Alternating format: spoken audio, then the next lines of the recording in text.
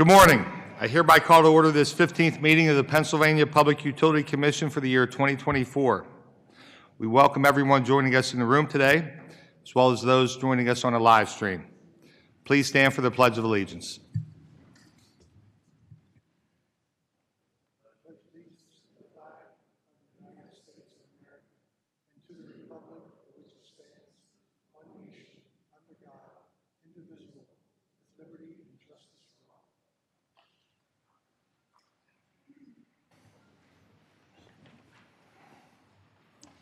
At today's meeting, which is open to the public, the Commission will act on various matters. Since adequate forums have been made available for public participation in cases before the Commission, there is no opportunity for the public to address the Commission at this public meeting. Public meeting motions, statements, and video will be available on the Commission's website later today. The first matter on this morning's agenda is the approval of the minutes of the meeting of September 12th, 2024. I would like to recognize Vice Chair Barrow as the editor of the minutes. Vice Chair Barrow. Thank you, Chairman. I have reviewed the minutes of September 12, 2024, and move that they be approved as submitted. You've heard the motion by Vice Chair Barrow. Is there a second? Second. Seconded by Commissioner Zerfas. Any discussion? Hearing none. All those in favor, please say aye. Aye. Those opposed, no. The ayes have it. The minutes are approved by a vote of 5-0. As you may notice, Secretary Giavetta is not with us today. I will be running the agenda in her absence.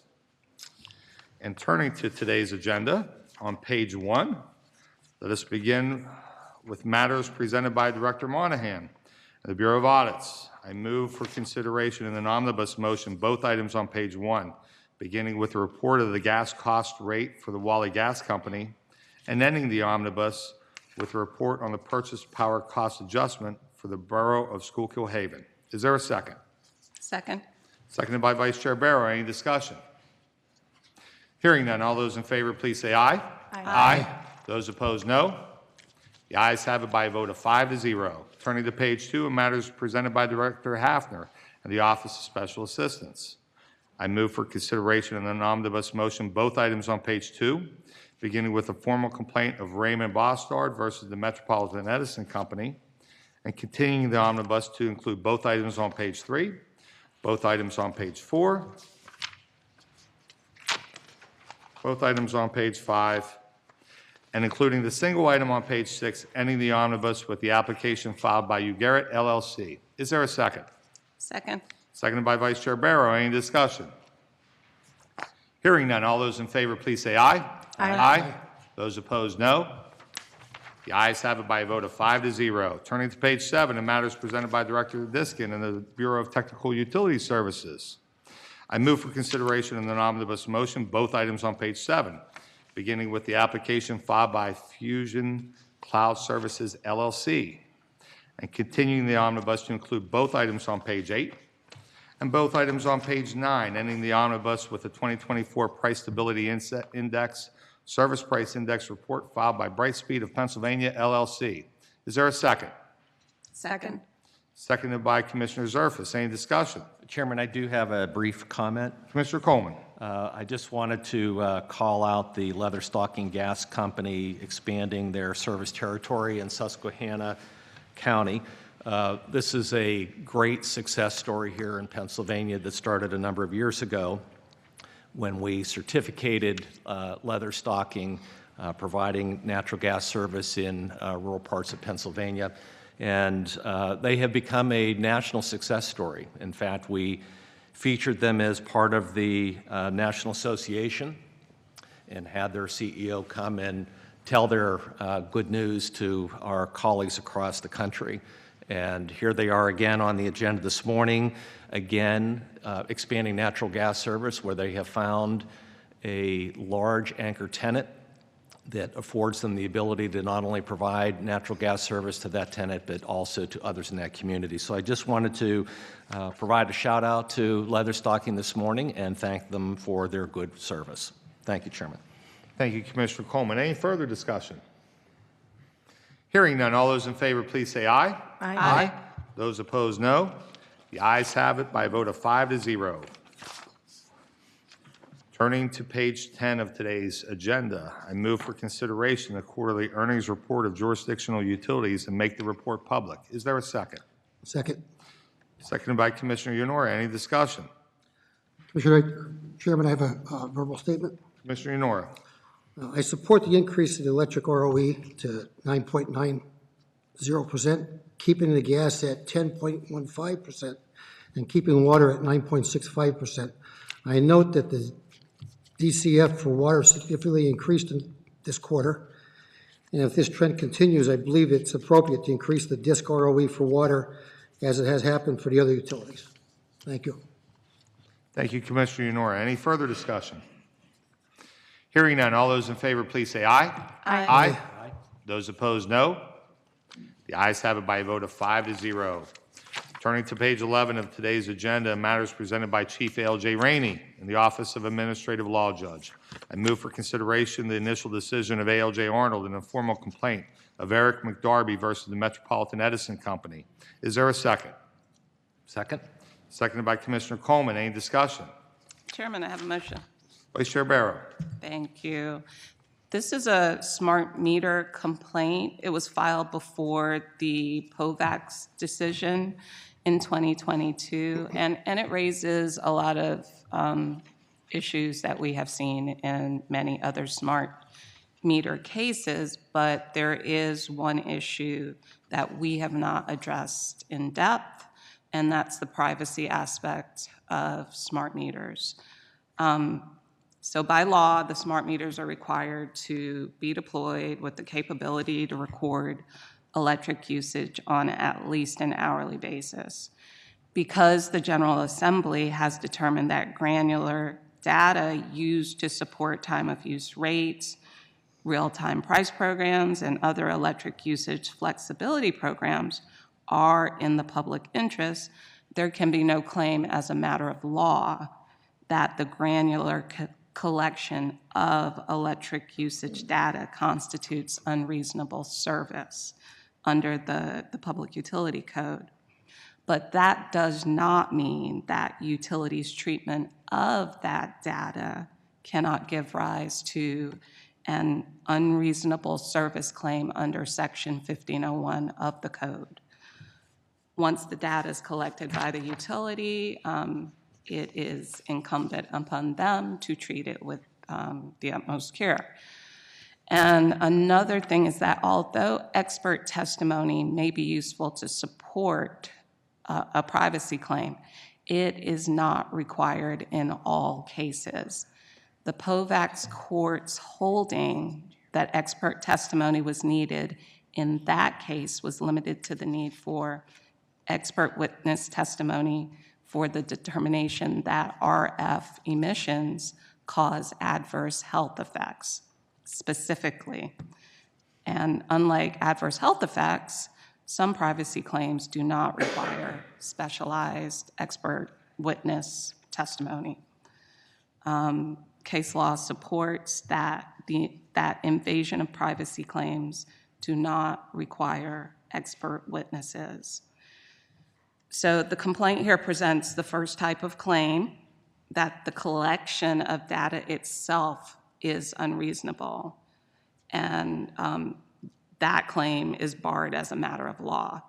However, I believe that the initial decision did err in stating unequivocally that whether a smart meter poses a privacy concern involves scientific, technical, or other specialized knowledge beyond that possessed by a layperson. So it's a nuanced distinction, but it's one that's important to make. Therefore, I move that the initial decision of the Administrative Law Judge Alfonso Arnold III is adopted as modified by this motion, and two, that the Office of Special Assistant shall prepare an opinion in order consistent with this motion. Thank you. Thank you, Vice Chair Barrow. We've heard the motion by Vice Chair Barrow. Is there a second? Second. Seconded by Commissioner Zerfus. Any discussion? Hearing none, all those in favor, please say aye. Aye.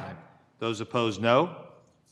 The ayes have it by a vote of 5-0. Is there any objection to taking the previous roll call? On the matter as amended by the motion, passes by a vote of 5-0. Continuing on the agenda, at the bottom of page 11. I move for consideration the recommended decision of ALJ Long in the petition filed by Columbia Water Company for approval of a lead service line replacement program. Is there a second? Second. Seconded by Commissioner Yenora. Any discussion? I do have a motion in this matter. I'd ask Vice Chair Barrow to chair the meeting.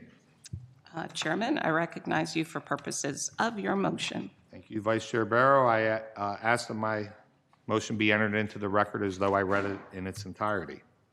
On July 21st, 2023, Columbia Water filed a petition for approval of a lead service line replacement program. On July 31st, 2024, Columbia, the Office of Small Business Advocate, and the Office of Consumer Advocate filed a joint petition for approval of settlement. Columbia's filing was made pursuant to the Commission's regulations at Chapter 65.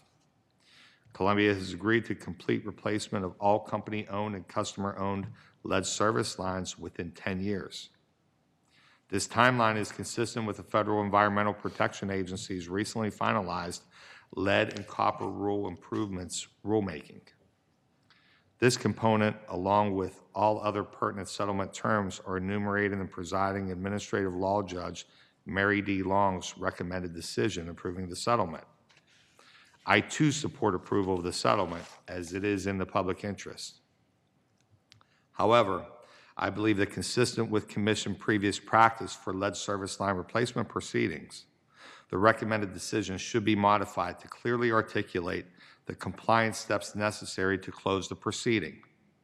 Specifically, in our September 12, 2024 order approving Veolia Water's lead line program, the Commission directed, via ordering paragraphs 12, 13, and 14, 3 compliance requirements to facilitate closure of the docket.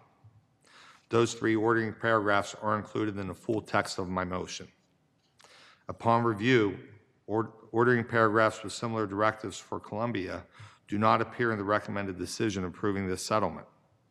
I submit that such ordering paragraphs should be included to foster regulatory consistency and to ensure the prudent review of all relevant documentation before closing this proceeding. As such, I believe a Commission order approving this settlement should include ordering paragraphs similar and consistent to those referenced above from the Veolia Water Lead Service Line Replacement Program. Therefore, I move that 1, the recommended decision of Administrative Law Judge Mary D. Long be modified consistent with this motion. 2, the Office of Special Assistants draft a tentative opinion and order consistent with this motion. 3, the Bureau of Investigation Enforcement, Columbia Water Company, the Office of Small Business Advocate, and the Office of Consumer Advocate, as parties to this proceeding, shall have 10 business days after the entry of the tentative order to file comments. 4, should any adverse comments be filed, the proceeding shall be assigned to the Office of Special Assistants for the drafting of a final opinion and order. And 5, should no adverse comments be filed, the tentative order shall become final. Thank you, Vice Chair. Thank you. Is there a second to the motion? Second? Seconded by Commissioner Coleman. Any discussion on the motion? All right, hearing none. All those in favor of the motion say aye. Aye. Aye. Any objections? On final adoption, is there any objection to using the previous roll call vote? Hearing none, the recommendation is adopted by a vote of 5-0. Gavel's yours. Thank you, Vice Chair Barrow. Returning to today's agenda on page 12, I move for consideration the recommended decision of ALJ DeVoe in the proposed water and wastewater tariffs filed by Veolia Water, Pennsylvania, and joint petition for settlement. Is there a second? Second. Seconded by Commissioner Zerfus. Any discussion? Chairman, I have a verbal. Vice Chair Barrow. Thank you. So this is a rate case, and Veolia has proposed an overall annual water revenue increase of $15.5 million, or 26%, and a wastewater increase of $569,000, or 35%. In the settlement, the parties agreed on 10.9 million, which would be 18.9% on the water side, and for wastewater, 420,000 or 25.9%. So y'all often hear me vociferously sometimes disagree with certain rate cases. I just want to take a chance, take the opportunity on this one to say, I think this is a good settlement. The company's been out since 2018. Their customer service and service quality, there were no significant issues raised in the proceeding. They are working to improve assistance for customers in need. And all in all, I think it's a good settlement. Thank you. Vice Chair Barrow, any further comments? Hearing none, all those in favor, please say aye. Aye. Those opposed, no. The ayes have it. Matter is approved by a vote of 5-0. Returning to today's agenda, at the bottom of page 12, I move for consideration in an omnibus motion the remaining item on page 12, ALJ Vero's initial decision in the formal complaint of Thomas Ferraro versus the Metropolitan Edison Company, and continuing the omnibus to include both items on page 13, ending the omnibus with the recommended decision of ALJ's Buckley and Arnold in the annual section 1307F purchase gas cost rate tariff supplement filed by UGI Utilities. Is there a second? Second? Seconded by Commissioner Coleman. Any discussion? Hearing none, all those in favor, please say aye. Aye. Aye. Those opposed, no. The ayes have it by a vote of 5-0. That concludes our regular agenda today. Now turning to the carrying agenda. On page 1 of the carrying agenda, in a matter presented by Chief Counsel Screven and the Law Bureau, I move for consideration of the proposed order in the notice of proposed rulemaking regarding certificated water and wastewater utility acquisitions, mergers, and transfers. Is there a second? Second. Seconded by Commissioner Yanora. Any discussion? I have a motion in this matter. I'd ask the Vice Chair Barrow to chair the meeting. Chairman, you are recognized for purposes of your motion. Thank you, Vice Chair Barrow. I ask that my motion be entered into the record as though I read it in its entirety. Before the Commission today is the rulemaking in its final form concerning applications of water and wastewater public utilities to obtain certificates of public convenience in 3 distinct situations. 1, to become a certificated water and wastewater public utility. 2, to extend water distribution or wastewater collection mains beyond a certificated service territory. Or 3, to acquire existing water and wastewater systems. The inherent goal of this rulemaking is to refine our application review and approval process of these types of application proceedings. For example, the regulatory review needed for a proposed acquisition by an existing certificated water or wastewater public utility may not necessitate the same documentation as that needed for a new water or wastewater public utility. Today's final form rulemaking recognizes the differences between these various types of application proceedings. It is also complementary to the Commission's recent efforts to promote and realize efficiencies in licensing, application, and certification procedures, which are modeled after Governor Shapiro's executive order on building efficiencies in the Commonwealth's permitting, licensing, and certification processes. Rulemakings are among the more complex proceedings that the Commission undertakes, and this rulemaking is no different. I commend the Law Bureau and the Bureau of Technical Utility Services for their work in proposing a sound package that streamlines filing requirements where it makes sense without impeding the Commission's comprehensive review process. Nevertheless, I find it necessary to propose 2 enhancements to the final rulemaking order. First, if an application includes a request to provide service in an area covered by the mandatory connection ordinance of a municipality, I propose that the notice publishing the application in the Pennsylvania Bulletin and in a newspaper of general circulation contain a conspicuous statement alerting customers of the applicability of the ordinance. Publishing such a statement, when applicable, strikes a balance between the concerns raised by various stakeholders with the cost of furnishing direct, individualized notice and not providing any notice at all. Including a statement in the public notice apprises the general public of the mandatory connection, if not already known. Second, for acquisition applications filed by certificated water and wastewater public utilities, I propose requiring that the map of the service territory contain detail to delineate the boundaries of the acquired service area, including the location or route of the existing water or wastewater system. I propose eliminating requirements of a map containing a description by bearing angles and distances, as well as elevations of major facilities in service territory. Information on bearing angles and distances designed to generate highly granular geospatial information is not necessary for every application. Two-dimensional maps provide the Commission with sufficient information to establish service territory boundaries in an application for an acquisition of an existing water or wastewater system. Should disputes arise at the time or after an application to acquire an existing system is filed, litigants may obtain bearing angles and distances information as may be applicable in each individual situation.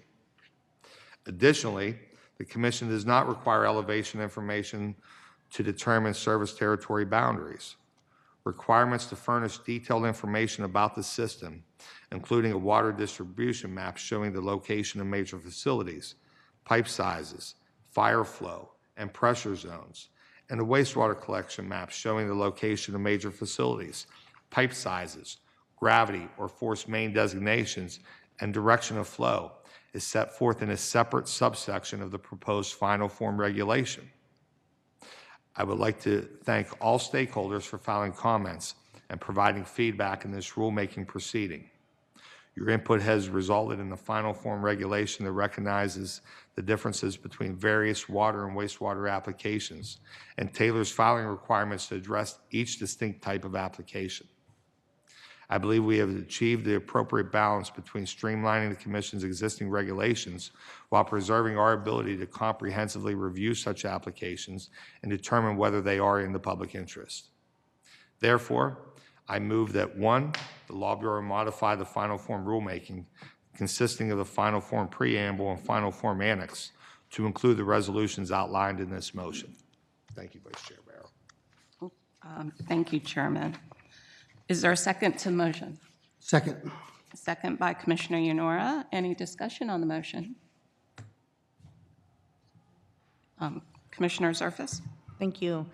I would like my statement added to the record as if I read it in its entirety, please, Mr. Chairman. But one of the goals of this rulemaking is to streamline the Commission's regulatory review of water and wastewater CPC applications, which is consistent with the joint motion of the Chairman and Commissioner Yanora that the Chairman already mentioned, and that addressed how the Commission can gain efficiencies in our application proceedings. I voted in favor of that joint motion because I support creating more efficient processes here within the Commission. Nevertheless, I believe that creating efficiencies while still ensuring meaningful public participation and trust in the regulatory process is a delicate balance.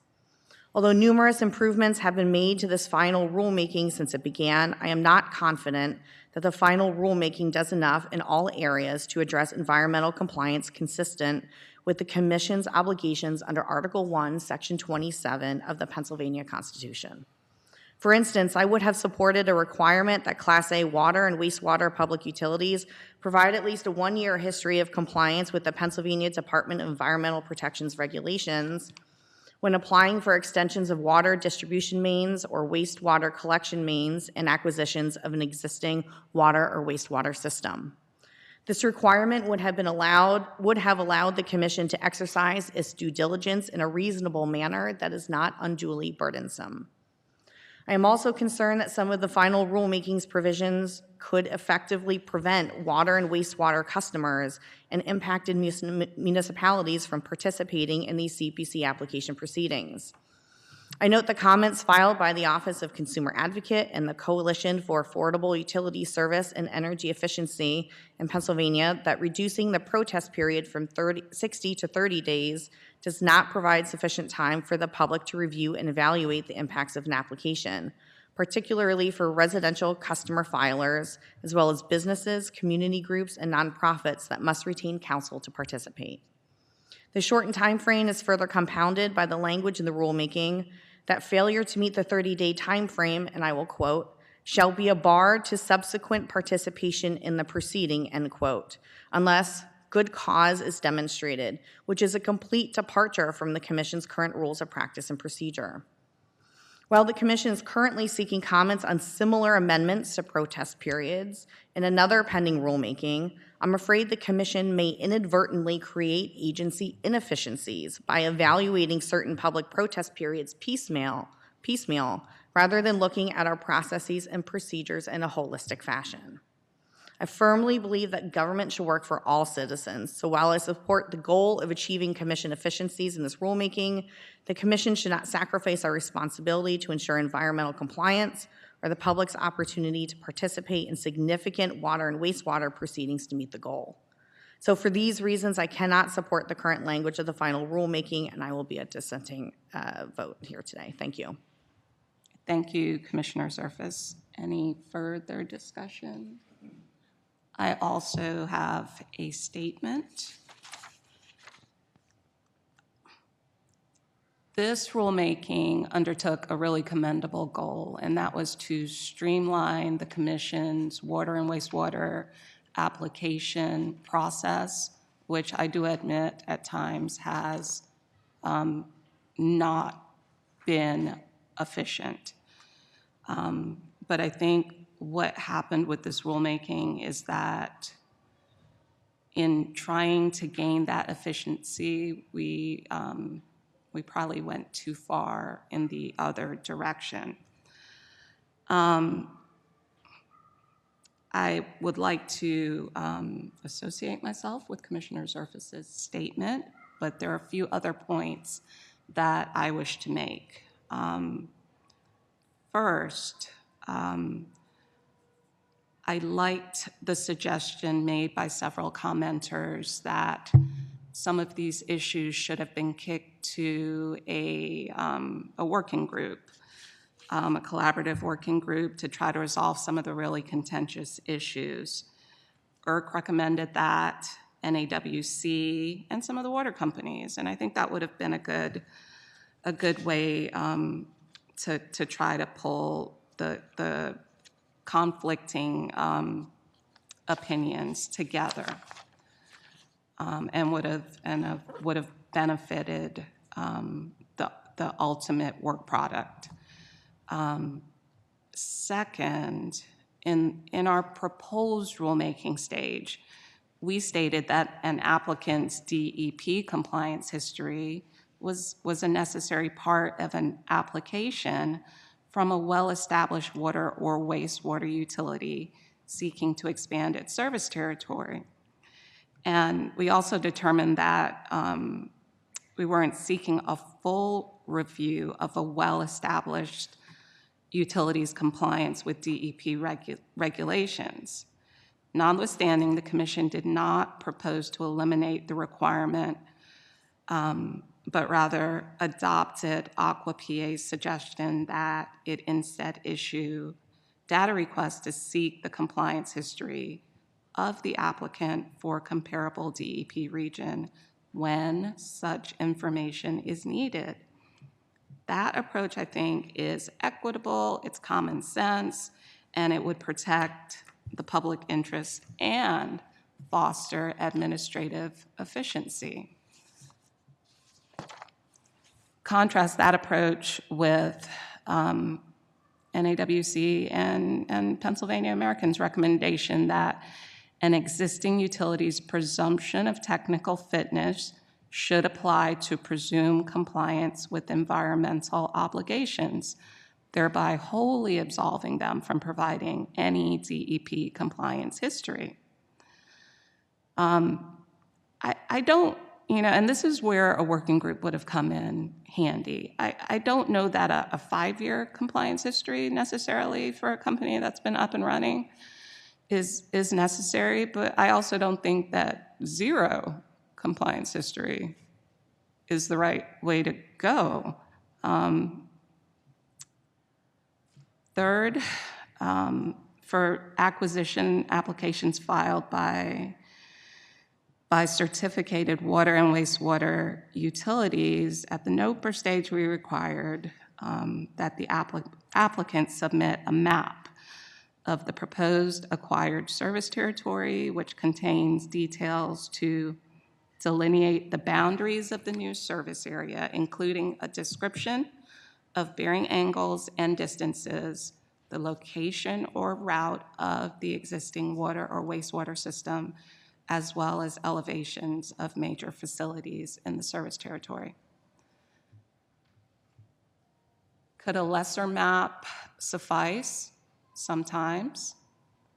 But the purpose, I believe, of regulations is to, not regulations, of the application is to provide the commission with sufficient evidence on which to base an informed decision. Companies going out, it's acquiring another system. It could be a municipality. It could be a trailer park, water system. Don't know what kinds of records those acquired systems have. And I think it's important that when I go and look at a docket and look at the filings, that all of the information's there. And keep in mind, this might not just be for the commissioners sitting up here right now. There could be a case that comes up 20, 30 years from now where there's a controversy about what is the scope of that territory, what was included in an acquisition, what have you. And it's nice to be able to just go into the CPC, into the docket, and know exactly what is what. So that, I'm thinking further ahead, not just how fast are we going to process this application.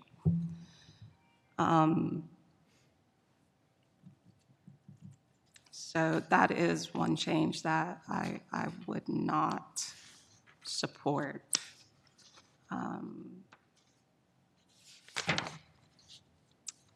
And lastly,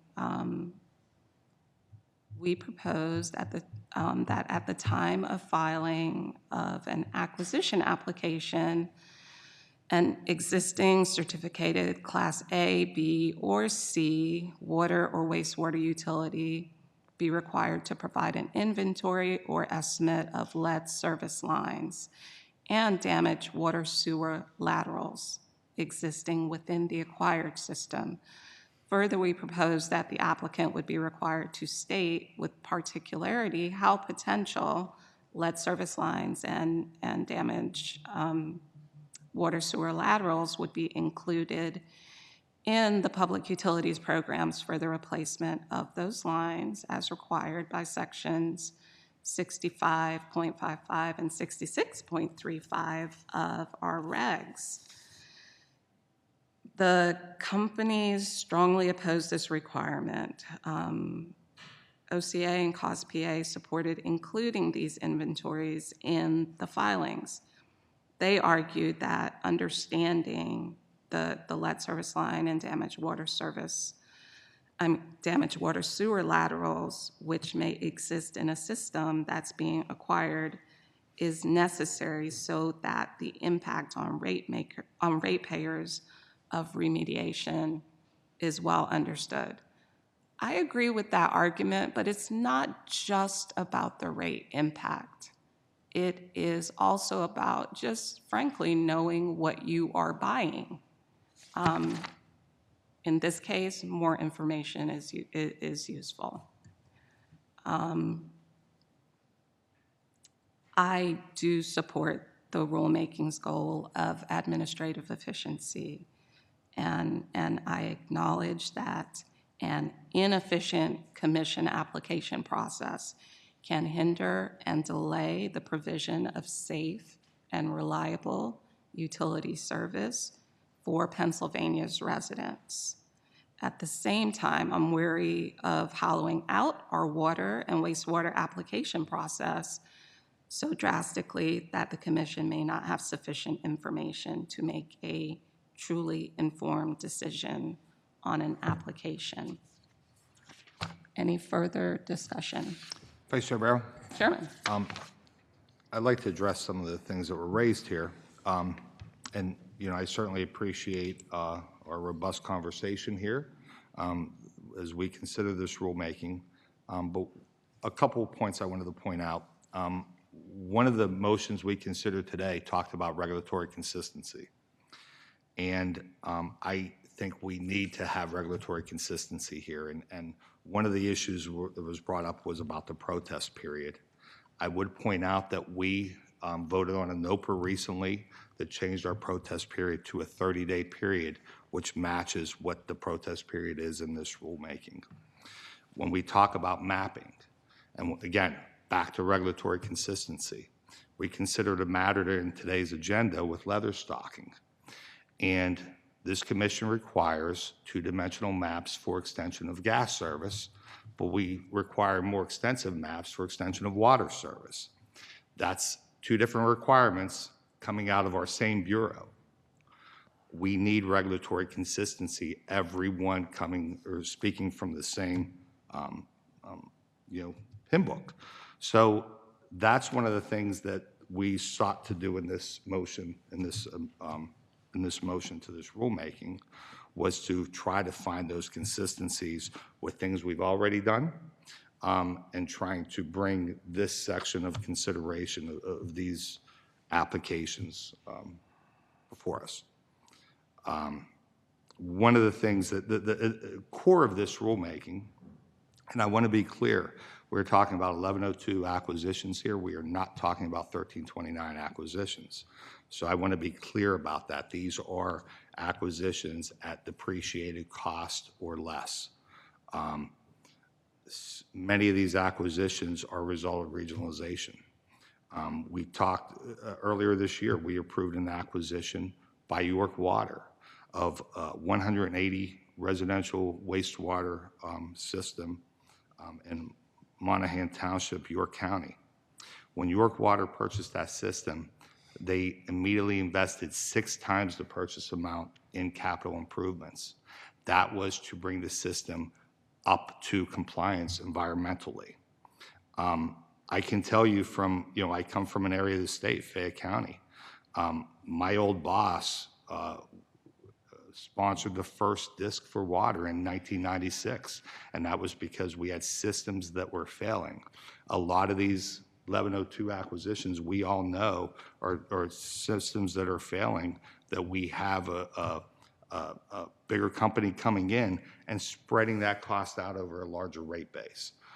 That's the efficiencies of a larger rate base because many of those improvements, you take the case of this acquisition by York Water, those 180 customers would not have been able to afford the cost of service if we just put it on those 180. So putting that cost across the entire York Water rate base benefits the greater good. So I just wanted to point that out, but particularly about the regulatory consistencies, that the reason we did the motion, or reason I wanted to do the motion to this rulemaking, was to try to find those consistencies with things we're already working on and bringing these sorts of acquisitions or these sorts of applications into, mesh. Thank you. Thank you, Chairman. Any further discussion? Hearing none. All those in favor of the motion, say aye. Aye. Aye. Any objections? No. No. On final adoption, is there any objection to using the previous roll call? No. Hearing none, the recommendation is adopted as amended by the chairman's motion by a vote of 3-2, noting the dissents of myself and Commissioner Zerfus. Gavel's yours. Thank you, Vice Chair Barrow. Commissioners, that concludes the agenda items to be considered today.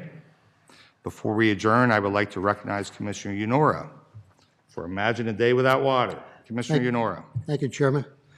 Next Thursday, October 17th, the PUC will join elected officials, water utilities, community leaders, educators, and businesses from across the county to recognize the 10th annual Imagine a Day Without Water.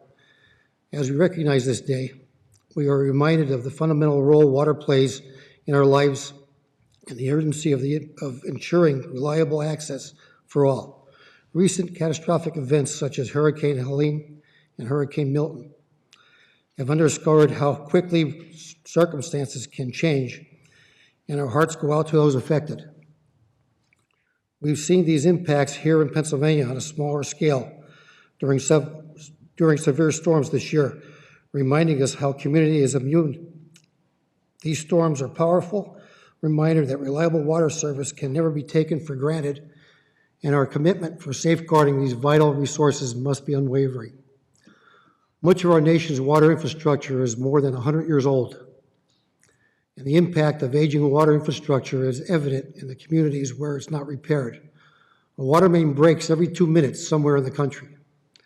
Imagining a day without water unites individuals, communities, policymakers to advance greater and more equitable investments in water. Now is an excellent time to raise their voice to support the awareness and action, investment necessary to ensure the healthy water future for all. Thank you. Thank you, Commissioner Unora. Next, I would like to recognize Vice Chair Barrow for National Energy Awareness Month. Vice Chair Barrow. Thank you. We recognize Energy Awareness Month, and it's important to highlight the vital role consumers play in managing energy use and controlling cost. Energy bills are shaped by two main factors, the price of energy and how much we consume. While global energy prices fluctuate, we, consumers, also have significant control over our energy usage. The cheapest energy is the energy that we do not use. Simple actions like turning off lights, adjusting thermostats, and running appliances during off-peak hours can lead to real savings. And small changes in behavior can add up over time, reducing your monthly bills.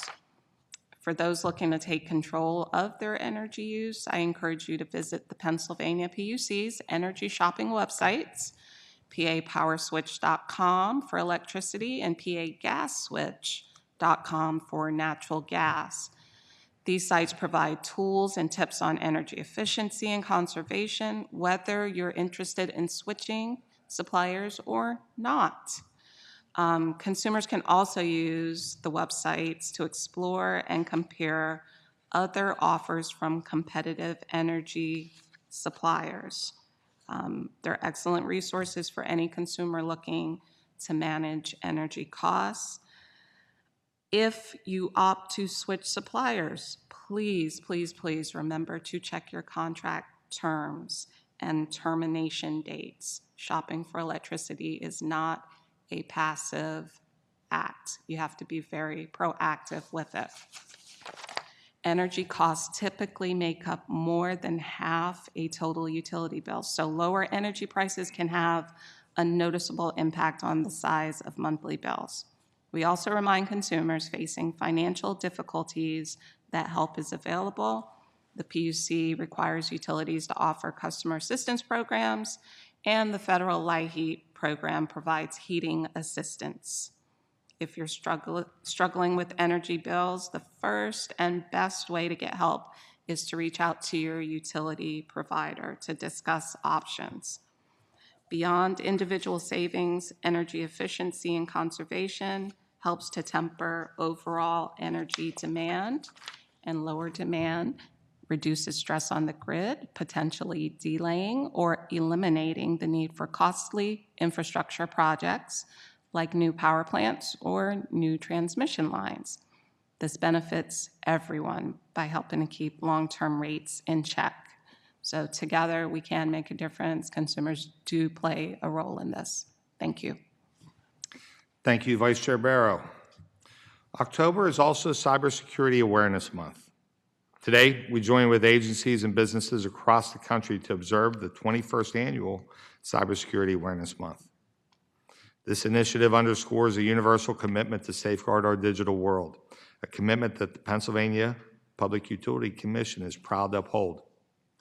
The theme of this year, Secure Our World, highlights the everyday actions we can take to enhance our cybersecurity. In today's interconnected world, the safety of our digital environment is not just a matter of national security, but a personal priority for each of us. Every device, from the smartphones in our pockets to the infrastructure that powers our homes and businesses, is a potential gateway for cyber threats. The 2024 Cybersecurity Awareness Month campaign encourages individuals and businesses to strengthen their cybersecurity defenses by focusing on 4 key actions. 1, using a password manager to secure accounts with strong, unique passwords. 2, enabling multi-factor authentication to add a critical layer of security, making it tougher for cyber criminals to breach our personal and professional spaces. 3, recognizing and reporting phishing by staying alert against deceptive attempts that prey on unsuspecting individuals. And 4, installing software updates to ensure our systems are fortified with the latest protections against emerging threats. Nonetheless, the PUC's commitment extends beyond personal precautions.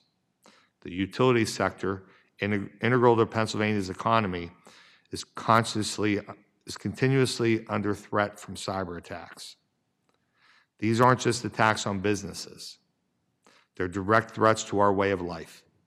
As such, our vigilance, along with proactive measures, are paramount. We are constantly collaborating with utility providers, industry experts, and governmental bodies to fortify our defenses, ensuring the integrity and resilience of the services that power our daily lives. We also focus on empowering smaller utilities with the tools and knowledge they need to defend against cyber threats. By sharing best practices and strategies through our partnerships with the National Association of Regulatory Utility Commissioners and other entities, we are building a robust network of defense that spans not only our state, but the entire nation. As we move forward, let us all commit to these simple but effective steps to secure our digital world. It's a shared responsibility, and each action we take builds a stronger, more resilient infrastructure. For more resources and to learn how you can participate in Cybersecurity Awareness Month, you can visit staysafeonline.org. Together, let's secure our world. And finally, we remind you that the Commission is closed on Monday, October 14th, in observance of Indigenous People Day and Columbus Day. I would like to now recognize Commissioner Zerfas for remarks. Mr. Zerfas. Thank you, Mr. Chairman. So Monday, October 14th, we will observe Columbus Day, or Indigenous Peoples Day, in honor of our diverse history and the indigenous peoples who shaped the nation. I wish to start out by noting a few Native Americans who have made a significant impact in the science, technology, engineering, and math field, as we know it as STEM. Mary Golda Ross was a member of the Cherokee tribe. She was the first Native American female aerospace engineer. She was part of the original engineering team at Lockheed's Missile Systems Division. John Bennett Harrington was a member of the Chickasaw tribe. He became the first Native American to walk in space, and he traveled to the International Space Station in 2002. And Aaron Yazzie is a member of the Navajo tribe. He is an engineer who works at NASA's Jet Propulsion Laboratory and has helped lead work on missions to land rovers on Mars. And I would be remiss not to also mention a legendary Pennsylvanian who was the first Native American to win a gold medal for the United States in the Olympics. As a matter of fact, he won 2 gold medals in the 1912 Summer Olympics, and that would be Jim Thorpe. He also happens to be the namesake of a village of Jim Thorpe in Pennsylvania, where my grandfather used to live, and it's just a few miles away from my hometown of Tamaqua. So as the chairman said, we remind you that the commission will be closed on Monday to observe the holidays, and we all here wish you a safe holiday weekend. And Mr. Chairman, if I would be in order to raise a point of personal privilege before we adjourn, thank you. Before we adjourn, I just wanted to introduce Sharice Collins. Sharice, raise your hand to embarrass you. Sharice Collins is the newest member of my team. Now, I've made a couple of these announcements because retirements and some turnover. I hope we're done for a while. But Sharice has joined my team after serving as an administrative law judge with the commission, and I thank Judge Rainey for being so gracious and letting me steal Sharice from your office. Sharice holds a bachelor's degree in English from Millersville University, a master's degree in public administration from Penn State, and a JD from Penn State Dickinson Law School. She previously practiced workers' comp defense, representing employers, insurers, and third-party administrators on workers' comp claims. She has also held the position of division chief at the Department of Labor and Industries Bureau of Workers' Compensation. She serves on Millersville University's Alumni Board of Directors and Penn State Dickinson's Leadership Council Advisory Board. She also works as an adjunct professor for Delaware Community College. She's very busy, very smart, and I'm very thankful that she is in my office and supporting the rest of the team. I also want to mention Sharice's parents, Mr. and Mrs. Collins, are with her, so I want you to wave too. We'll embarrass you as well. So for folks in the room, I just want to say, please, at adjournment, feel free to go up to Sharice, shake her hand, say hi, and say hi to her mom and dad. So thank you very much. Thank you, Commissioner Zerfus. And before adjourning, I would like to give a shout out to the Commission Secretary, Rosemary Chiavetta. Rosemary, we hope you're doing well at home and look forward to you joining us at our next meeting. And with that, if there is no other business to come before the commission, is there any objection to adjourning? Hearing none, we are adjourned.